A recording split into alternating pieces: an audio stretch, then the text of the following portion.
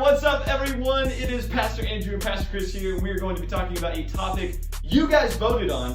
Actually, it's bullying and gossip. Eat your vegetables, Gordon, come on! Let's just define what bullying actually means nowadays. Yeah, because it's changed over the years. Because we think of like a guy that's 7 feet tall, full beard, and he's like pinning this little child up against the locker. Bullying does not look like that nowadays. At least not most of the time. Yeah, most of the time. Nowadays, it's mostly online. So, defined, we could say that bullying is intentionally causing stress, suffering, or humiliation towards someone. Yeah, and gossip is in the Bible. Bullying exactly isn't, but gossip's a big deal. Yeah. In Proverbs chapter 16, it says, gossip breaks up friendships. Like, that's enough for me right there. That's real. And then even says in James chapter 3 that like gossip in the tongues, like our words, are like flames set on fire from hell. So like uses like this intense imagery. Two scenarios that we want to hit on these topics is number one, what if you're the victim of the gossip or bullying? How do you respond as a follower of Christ? And then secondly, what if you're just a witness to it? So you're not the one being bullied or gossiped about, but you see it happening, or you're at the lunch table and they're talking trash on someone. Would Jesus respond? If you're a victim, I feel like everyone responds differently. It's true. Because everyone has past experiences in their life and personality types. It's true. They're all different. Some people want to straight up put them up and fight it out.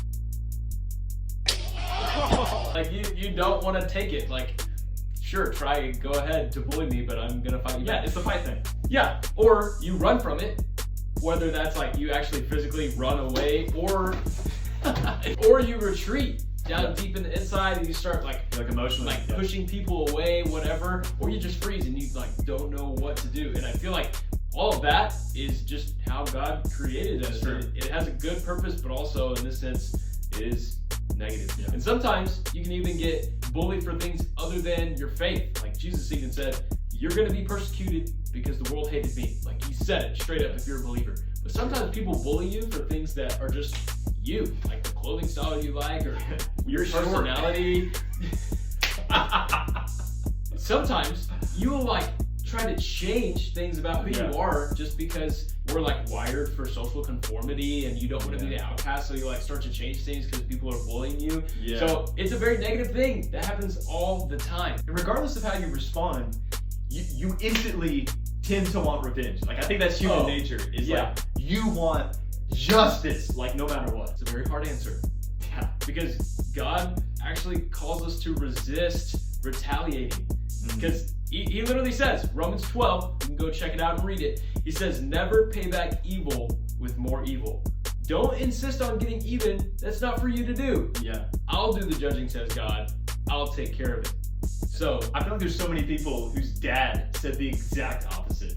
Oh, it's like somebody swings at you, man, you like finish the fight. But ultimately, Jesus calls us to have forgiveness and grace for people because we received grace from him. So he even goes as far to say, hey, if you're bullied or you're persecuted, bless the people who are bullying you. He says, hey, you get hit on the face, turn the other cheek. And that grace-filled response is going to give them a glimpse into the grace that only God can offer. So it's so hard, but it's truly what we're called to do. And just to help you have grace for people, check this out. If someone's bullying you or someone's gossiping about you, you can almost respond with sympathy because there's probably something going on in their heart under the scenes that you don't know about. It's like because I hate myself so much, I gotta point that hate outward towards you.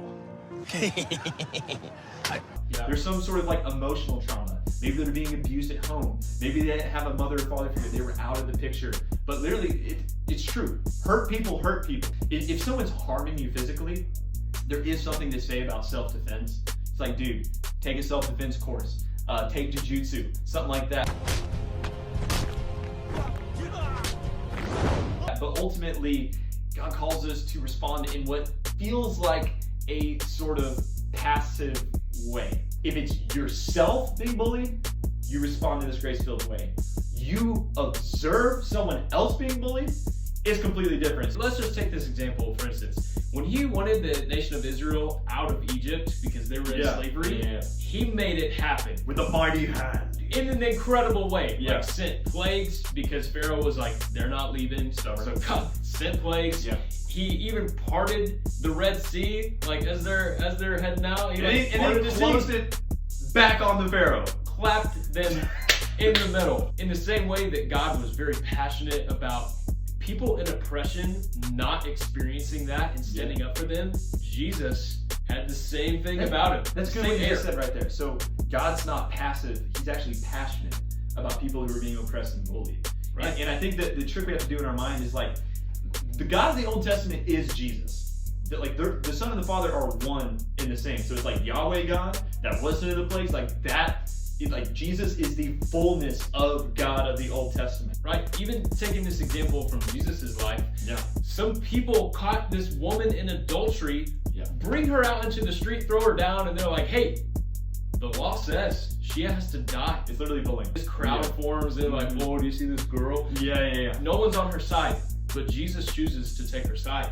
Yeah. And he says to all of them in the circle, hey, if you're without sin, throw the first stone. Yeah. Just looks them straight in the eye. No one can throw a stone, obviously. Yeah. Because they all have sin. And so in that moment, it's Jesus standing up for someone who was oppressed. You can bring that straight into 2021. I feel like anytime we hang out with friends, the temptation is to gossip about someone that's not there. And literally, like in Proverbs, it's direct. It says, speak up for those who can't speak for themselves. If that person that you're talking about is not in the circle, they can't speak for themselves. They're not even there. So just be the person that's like, hey, we don't need to talk about them.